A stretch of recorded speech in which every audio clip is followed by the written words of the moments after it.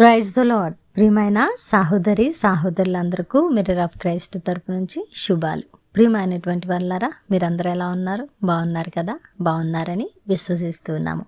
ప్రతిరోజు డైలీ వాగ్దానం మిమ్మల్ని ఎంతగానో ఆదరిస్తుంది కదా. మీరు అనేకులకు షేర్ చేసేటువంటి వారుగా ఉన్నారా లేదా? తప్పకుండా షేర్ చేయండి, ఎందుకంటే బలమైనటువంటి వాగ్దానము. దేవుడు ఖచ్చితంగా ప్రతి హృదయంతో మాట్లాడతారు అని నమ్ముతూ ఉన్నానండి. మరి పరిచర్యలో ఎన్నో సంవత్సరాలుగా ఉంటూ ఈ మాటల ద్వారా ఆదరించబడి జీవితాలను ఫలభరితంగా కట్టుకుంటూ ఉన్నారు కదా. అయితే మరొక మంచి పని చేయడానికి ఒక నిర్ణయం తీసుకోండి. అదేంటంటే ద మిర్రర్ ఆఫ్ క్రైస్ట్ నుంచి లైవ్ ప్రోగ్రాములు చేస్తూ ఉన్నాం. ప్రార్థనా గది అనేటువంటి పుస్తకాన్ని మీ ముందుకు తీసుకొస్తూ ఉన్నాం. ఎంతో వ్యయ ప్రయాసలతో కూడినటువంటి పరిచర్య అండి. ఎందుకు యథార్థమైన పరిచర్యకు ఇవ్వకూడదు? దేవుని కొరకు కష్టించి ఎంతో బాధ్యతతో చేసే పరిచర్యను ఎందుకు ప్రోత్సహించకూడదు? ఒక మంచి నిర్ణయం తీసుకోండి. ప్రతిరోజు ప్రతి నెల మన యొక్క అవసరాల నిమిత్తమై ఎన్నో వేల రూపాయలు వెచ్చిస్తూ ఉన్నాం కదా. దేవుని పనిలో వెచ్చిస్తే అది వ్యర్థం కాదండి. దేవుని యందు మీ ప్రయాసం ఎన్నడూ వ్యర్థం కాదు. మీరు దేవుడికి ఇవ్వాలంటే ఏది ఇవ్వలేరు, కానీ నిజంగా దేవునికి ఇస్తే దానికి 100 ప్రతిఫలాన్ని ఇచ్చే దేవుడు. నమ్మండి, మీ చేతులను వెనకకి లాగుకోవద్దు.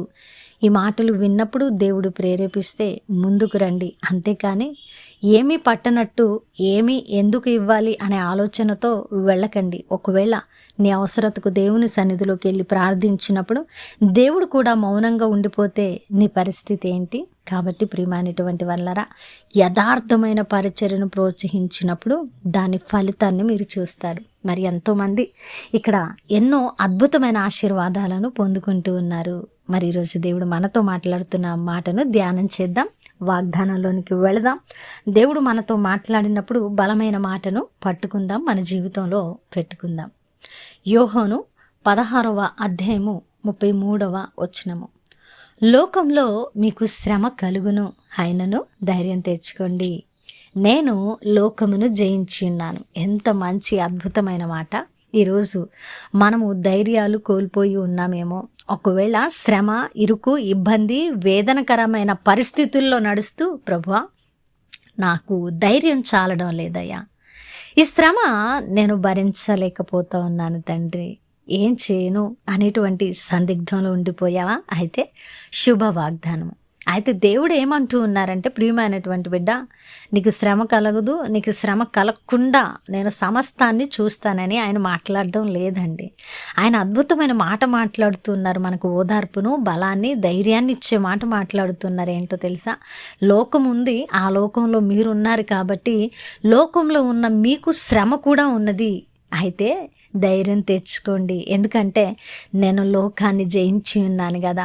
లోకాన్ని జయించిన సర్వ సృష్టికర్తను మీకు మాదిరిగా నిలువబడి ఉన్నాను కదా. ఎంత మంచి మాట అండి. ఈరోజు మనం ఎవరమైనా ఆయన్ని ప్రశ్నించగలమా? అయా, ఈ శ్రమ ఎలా ఎదుర్కోవాలి, ఈ లోకంలో ఇన్ని శ్రమలు ఉన్నాయి ఏంటి ప్రభువా అని మనం ప్రశ్నించడానికి అవకాశం లేదండి. ఎందుకంటే మనం ఈలాగున ప్రశ్నిస్తామని ముందుగానే ఎరిగిన తండ్రి అయిన దేవుడు తన ప్రియకుమారుని ఈ లోకానికి పంపి శ్రమల మార్గము గుండా నడిపించి మరి ఆయనను జయింపజేశాడు. ఎందుకంటే మనకు మాదిరిగా నిలువబెట్టడానికి. మరి ఈ మాటలను మనం జ్ఞాపకం చేసుకొని ఆ మాటలు పట్టుకొని ధైర్యాన్ని కూడగట్టుకొని, అవును కదా, సర్వ సృష్టికర్త అయిన దేవునికి ఈ లోకంలో శ్రమ వస్తే నేను ఏ పాటి వాడను, ఏ పాటి దానను.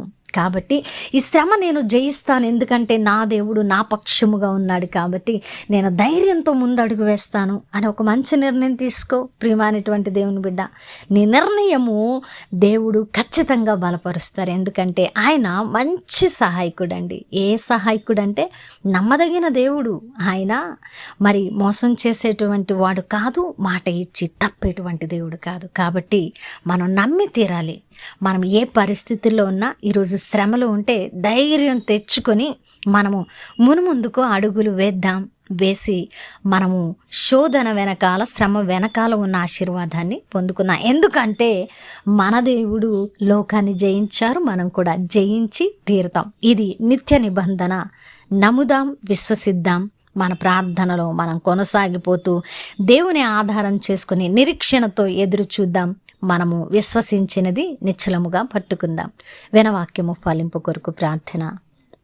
పరిశుద్ధుడా, ప్రేమ కలిగిన తండ్రి, అద్భుతమైన వాక్కు చేత మాతో మాట్లాడారు. అవునయ్యా, లోకంలో ఎన్నో శ్రమల గుండా మేము వెళుతూ ఉన్నాం, అయినా మాకు విజయం ఉన్నదని, మాకు జయించే శక్తి ఉన్నదని, దానికి మాదిరి మీరే అని మాతో మాట్లాడారు. అవునయ్యా, మరలా ధైర్యం కూడగట్టుకున్నానయ్యా, మరలా ధైర్యం తెచ్చుకున్నాను ప్రభువా. ఈ శ్రమలో నేను ఒక అడుగు వేస్తానయ్యా నిన్ను నమ్మి అని ఎవరైతే ప్రార్థిస్తున్నారో వారి పట్ల వాగ్దానాన్ని నెరవేర్చండి ప్రభువా. అలాగే చేసిన ప్రార్థనకు దీవెనివ్వండి. ఈ పరిచర్యకు సహకరించే వారిని నాయన మీ యొక్క చిత్తము ప్రకారం వారి చేతుల కష్టార్జితాన్ని ఫలింపు చేయండి అయా. ఇంకా అనేకులను ప్రేరేపించి నడిపించి ఈ పరిచర్యను ముందుకు కొనసాగించమని ఈ ప్రార్థన నజరేయుడైన యేసుక్రీస్తు నామమున సమర్పించడికి వేడుకుంటున్నాము తండ్రి.